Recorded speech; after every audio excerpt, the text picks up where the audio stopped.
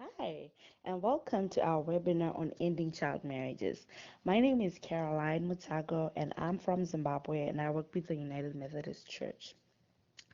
Early marriage is a serious problem far too many girls, as opposed to boys, must face. The practice of giving away girls for marriage at the age of 11, 12, or 13 to older men. Once married, her husband and in-laws demand prompt and repeated childbearing, a task for which her body and mind may be unprepared.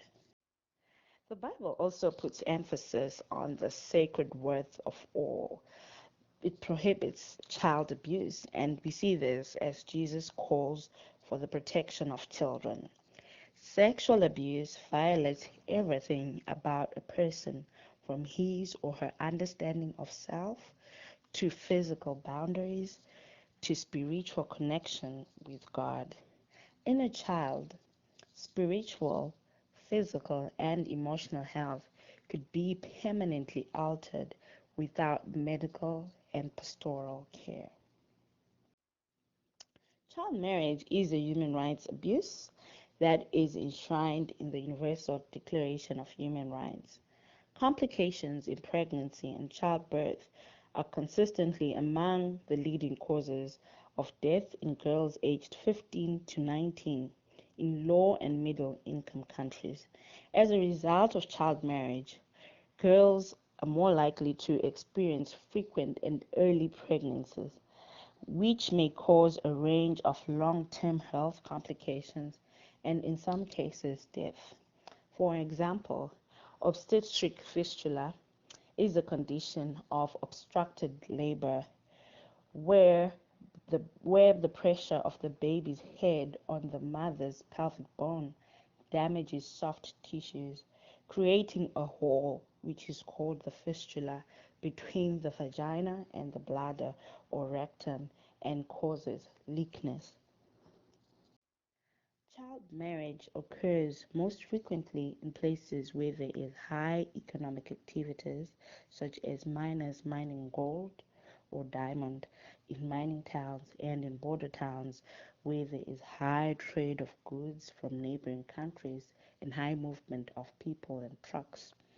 And in most rural areas and urban poor communities where we find most people who are custodians of the traditions and cultures, and in some cases, these practices may be harmful. Poverty is definitely a cause of child marriage, as most children or parents marry off their children as a means of survival, one mouth less. The practice of paying dowry, that is bride price, is seen as positive in African culture. However, it is deeply embedded on the patriarchal system that oppresses women.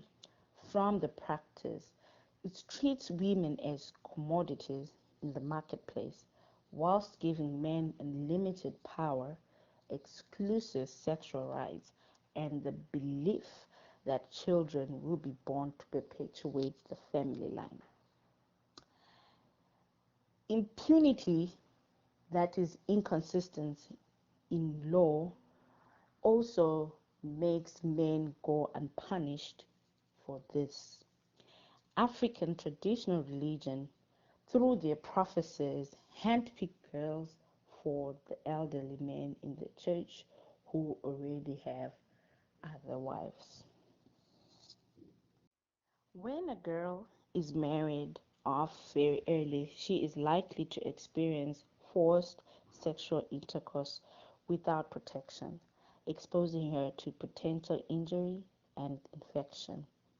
Resisting sexual intercourse is not an option in most early marriages.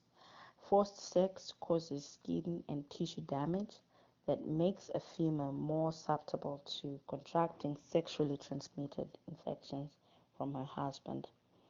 She has little or no say in protecting herself against pregnancy or diseases, although her husband may be sexually active outside marriage.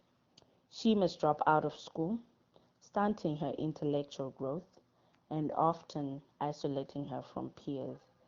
Early marriage therefore exposes her to domestic and sexual violence, increased serious health risks and death from early childbearing and HIV, and traps her in poverty. Religious leaders and religious institutions can act firmly and effectively to insist that rights and laws are respected and the human dignity of girls is truly honored by making sure that no marriage takes place when the girl is too young and when she is not truly willing. Thank you for joining us in our webinar.